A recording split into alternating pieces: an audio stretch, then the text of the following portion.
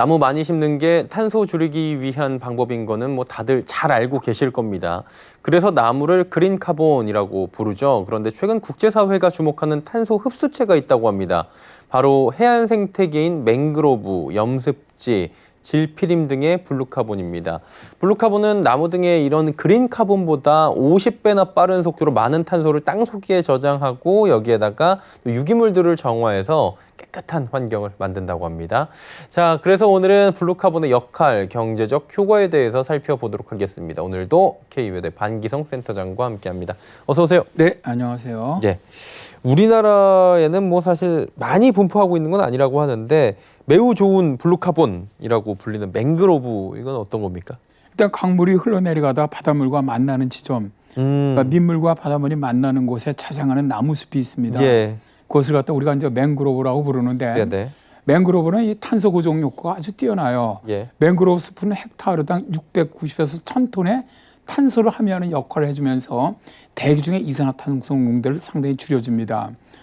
저개발국 위주로 최근에 와서 개발을 위해서 맹그로브 숲을 없애고 있는데 이로 인해 산림 벌초로 인한 총 탄소 배출량의 10% 정도가 되는 것으로 알려져 있거든요.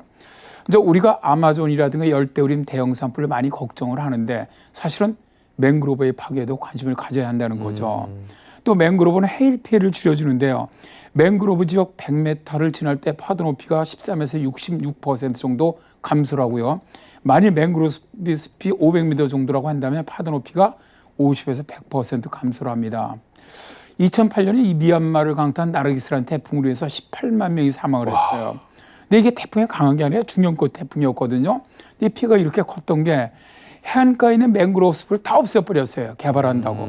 이제 그러다 보니까 태풍에 동반된 강한 해일이 해변가를 덮치면서 엄청난 인명피해가 발생한 거거든요. 그러니까 실제로 맹그로브 같은 경우는 경제적 피해는 말할 것도 없고 인명피해도 엄청나게 없애버리면 크다는 것이죠. 한마디로 뭐 여러 가지 좋은 역할을 해주고 방파제 역할까지 해주는 맹그로브를 경제적인 효과 때문에 다 밀어버렸다가 이런 큰 재앙을 닥친 거잖아요. 네. 근데 보니까 맹그로브 좀 적다라는 얘기들 우리나라는 많이 하고 있는데 그러면 맹그로브 말고 대표적인 블루카본은 어떤 것들이 있습니까? 일단 뭐 우리나라의 대표적인 블루카본에는 갯벌이 있습니다. 올해 4월 10일이었죠. 예. 해양환경공단하고 해양화학기술원, 서울대, 부산대 연구팀 등 10개 기관이 4년간 진행해온 국가 블루카본 정보 시스템 구축, 또 평가관리기술 개발 보고서를 발표를 했어요. 보고서에 따르면 우리나라 갯벌은 해마다 승용차 20만 대가 내뿜는 48만 4,500톤 정도의 오실가스를 흡수하는 정도다. 이거 엄청나죠? 예. 이 양은 30년 된 소나무 약 7,340만 그루가 연간 흡수하는 이산화탄소량과 비슷하다는 것이죠. 그러니까 얼마나 갯벌이 이산화탄소 저감에 큰 역할을 하는지가 알 수가 있습니다. 연안습지 연간 이산화탄소 흡수량은 갯벌이 48만 4,506톤, 염습지가 8,213톤, 잘피림이 7,733톤 등 총 50만 452톤인데요. 갯벌이라는 생물이 살지 않는 지역으로 우리나라 연안습지의 90%를 차지하기 때문에 이산화탄소 흡수량이 압도적입니다.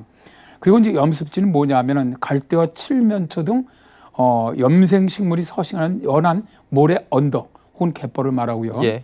잘피림은 바다에서 꽃을 피우는 거머리말, 또 새우말 이런 것들이 군락지를 이야기를 합니다. 국가습지보존관리단에서 연안습지의 경제적 효과가 매년 1,100억 원 정도가 된다고 주장할 정도로 경제적 효과가 아주 매우 큰데요. 우리나라에서는 잘 아시겠지만 순천만의 연안습지가 아주 세계적으로는 굉장히 유명합니다. 순천만. 네. 그거는 들어봤습니다.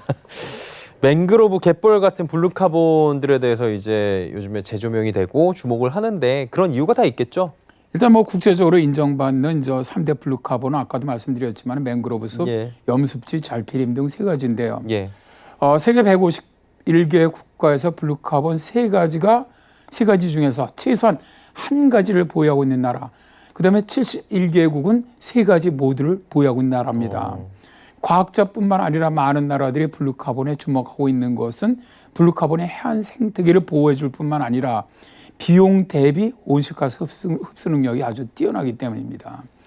이렇게 이제 탄소 저감 능력이 뛰어나다 보니까 기후변화에 관한 정부 간 협의체는 2019년 발표한 해양 및 빈권 특별 보고서에서 블루카본을 온실가스 감축선으로 공식 인정하기도 했죠. 이로 인해서 미국, 호주 등 주요국들은 블루카본을 국가 온실가스 통계에 포함시켰고요. 28개국은 연안습지를 온실가스 감축 수단으로 활용하고 있습니다. 예, 그러니까 블루카본 보존 발굴이라는 개념 자체가 탄소 배출 감축보다는 아무래도 탄소 흡수에 중점을 두고 있는 기후변화 대응이다. 이렇게 또 저희가 이해를 해도 되겠어요. 네, 그렇습니다. 근데 이제 문제는 말이죠. 우리 인간이 너무 탐욕이죠. 어떤 이런 개발로 인해서 또 우리나라 같은 이제 간척 사업, 예. 또 지구온난화로 인한 해수면 상승 이런 걸로 해서 연안습지가 매년 줄어들고 있다는 겁니다. 유엔 기후변화에 관한 정부 간 협의체에 따르면 연안습지가 감소를 하면서 전 세계적으로 매년 최대 54억 톤의 이산화탄소가 땅속으로 흡수되지 않고 대기 중으로 배출되고 있다고 해요. 우리나라 연안습지도 지금 크게 줄어들고 있는데요. 1987년 3,204제곱킬로미터에서 2018년에 2,482제곱킬로미터로 30년 사이 약 23% 정도 감소를 했습니다.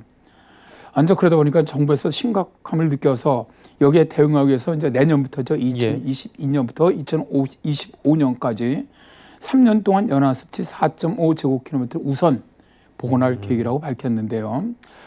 정말 우리나라도 블루카본을 보존을 좀 해주고 발굴할 수 있는 중장기적인 좀 계획을 세워서 추진해 나갔으면 좋겠습니다. 예, 블루카본의 좀 생소하겠지만 역할이랑 경제적 효과 한 번쯤은 곱씹어 볼 때가 아닌가라는 생각을 해봅니다. 오늘도 K외대 반기성 센터장과 함께했습니다. 고맙습니다. 네, 감사합니다.